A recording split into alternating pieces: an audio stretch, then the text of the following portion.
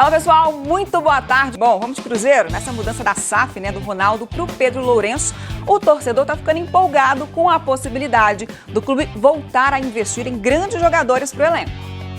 Para muitos cruzeirenses, este aperto de mão representa a esperança. Uma expectativa de que, com o novo sócio majoritário da SAF, o clube tenha mais dinheiro para montar times competitivos. A falta de investimento no futebol foi o principal motivo para o desgaste entre Ronaldo Fenômeno e a torcida. Talvez uma pequena parte tenha exagerado comigo. No ano passado, na volta à primeira divisão, a gestão de Ronaldo investiu cerca de 37 milhões de reais em 26 contratações. Entre os 20 clubes da Série A, o Cruzeiro foi o 10º que mais gastou. Os números foram bem mais modestos, por exemplo, que os de outras SAFs. O Bahia injetou quase 140 milhões de reais para contratar 25 jogadores. O Vasco, mais de 116 milhões em 26 atletas. Quando o ano passado terminou, a gente fez um balanço, fez uma análise das coisas positivas e negativas e buscamos, dentro das nossas possibilidades financeiras, fazer um mercado que atendesse, que melhorasse o nível médio do plantel. Se levarmos em conta os valores gastos por Ronaldo na janela de transferências desse ano, os valores são ainda mais tímidos. Os cerca de 12 milhões de reais investidos em 10 contratações colocam o Cruzeiro na 16ª posição entre os 20 clubes da Série A, bem abaixo das outras SAFs. O Botafogo gastou quase 140 milhões de reais. O Vasco, mais de 120 milhões. O Bahia, 51 milhões e meio. E o rival Atlético, 43 milhões de reais. Pedro Lourenço prometeu aumentar o orçamento para reforços na próxima janela de transferências no meio do ano. Quando abrir a janela, nós vamos dar uma oxigenada aí no clube. Isso é serviço do Alexandre, e nós vamos ter que aumentar o caixa do Gabriel, né, Gabriel? Mas o diretor executivo, Gabriel Lima, fez uma ressalva. É bastante importante que a gente tenha plena consciência de que o passivo do Cruzeiro está reestruturado, vai por caminho muito bom, as obrigações estão sendo cumpridas, estão em dia, mas que temos um longo caminho pela frente ainda. Encontrar um equilíbrio entre o setor de finanças e o departamento de futebol será um dos desafios da nova gestão do Cruzeiro. Além do apetite do dono, o novo diretor de futebol também é conhecido por um estilo agressivo no mercado. Em seu penúltimo clube, o Vasco da Gama, Alexandre Matos ficou 100 dias e gastou 120 milhões de reais em 9 contratações. Não é pelo fato de que o Pedrinho passa a ser o proprietário agora, de que de novo num passe de mágica tudo vai se resolver. Obviamente com uma facilidade a mais do ponto de vista de investimento no futebol, mas que é bem importante que existe um plano, um planejamento orçamentário que vai ser cumprido. O Cruzeiro tem uma grande prioridade de investimento na próxima janela de transferências. A compra do meia Matheus Pereira está emprestado pelo Al Hilal da Arábia Saudita até o fim de junho. Recentemente, Ronaldo Fenômeno esteve na Arábia e deixou a negociação encaminhada.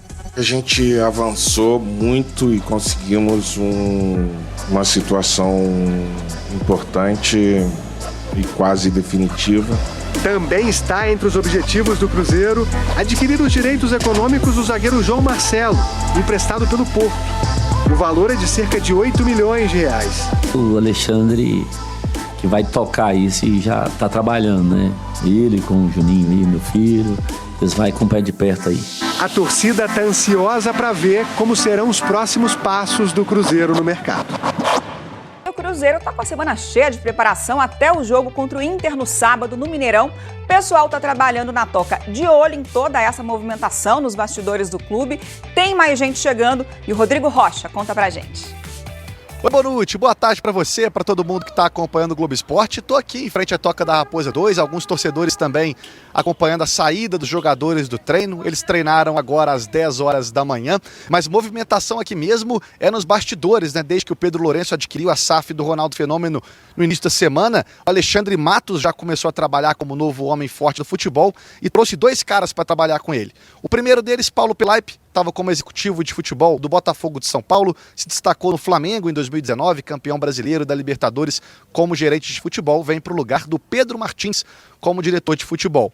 E Edu Dracena, ex-zagueiro do Cruzeiro, campeão da Tríplice Coroa em 2003, chega para a vaga do Paulo Autuori, de diretor técnico. Edu Dracena compondo também a diretoria de futebol, que tem agora o Paulo Pelaipe e o Alexandre Matos. Bonucci. Valeu, Rodrigo.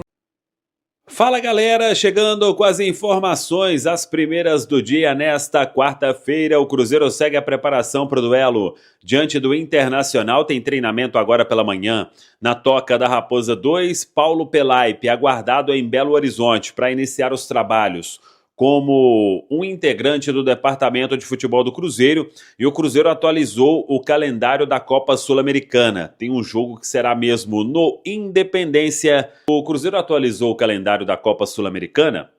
Na semana que vem, na terça-feira, o Cruzeiro vai até o estádio Armando Maestre, em Valledupar, na Colômbia, para enfrentar o Alianza. O jogo do dia 16 de maio, confirmado para o Independência, Cruzeiro e União La Calera. Esse jogo não poderá ser no Mineirão, porque tem show no Mineirão nesta semana aí, e o Cruzeiro ficando impossibilitado, então, de atuar no Mineirão no dia 16 de maio, e aí vai fechar a primeira fase da Copa Sul-Americana, tomara aqui com a classificação, com o jogo do dia 30 de maio, Cruzeiro e Universidade Católica de Quito. Esse jogo aí sim, no Mineirão, o Cruzeiro que tem 3 pontos em 3 jogos na Copa Sul-Americana, e vai precisar vencer os 3 jogos. Se vencer os 3 jogos, classifica pelo menos em segundo do grupo. Se vencer os 3 jogos, para ficar em primeiro, tem que ter um tropeço aí da Universidade Católica de Quito no meio do caminho, além, claro, da derrota para o Cruzeiro. Nos 2 jogos que a Universidade Católica tem além do Cruzeiro, contra o La Calera, esse jogo em Quito, ou contra o Alianza, esse jogo na Colômbia, aí o time da Universidade Católica de Quito teria que empatar um desses jogos para que o Cruzeiro pudesse classificar em primeiro, vencendo as 3 partidas. Isso tudo porque o Cruzeiro vacilou nesta primeira etapa do Grupo B da Copa Sul-Americana, e agora vamos aguardar. A Universidade Católica, na próxima rodada, aliás, vai enfrentar o Alianza em Quito.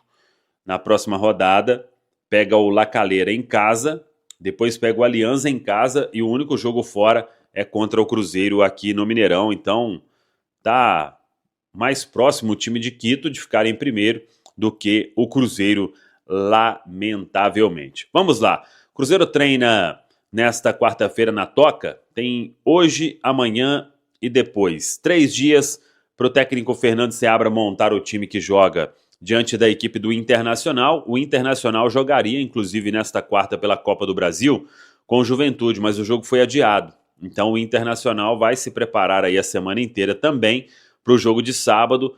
Na terça-feira, o Inter vai até a Bolívia para jogo da Copa Sul-Americana. O Cruzeiro vai até a Colômbia também para jogo da Copa Sul-Americana. O Inter deve vir com o que tem de melhor para o jogo de sábado, às 9 horas da noite. A venda de ingressos precisa melhorar para que o Cruzeiro possa abrir outros setores. Não tem o amarelo superior e tem a questão do amarelo inferior, que ainda está à disposição. Tem vermelho inferior, tem roxo inferior. Não tem mais amarelo superior apenas. Se a venda melhorar, outros setores podem ser abertos. Paulo Pelaipe é aguardado em Belo Horizonte. Ele que vai iniciar o trabalho aí como um integrante do departamento de futebol, que será chefiado por Alexandre Matos. Tá falado, pessoal? Um abraço, até a próxima. Vamos que vamos.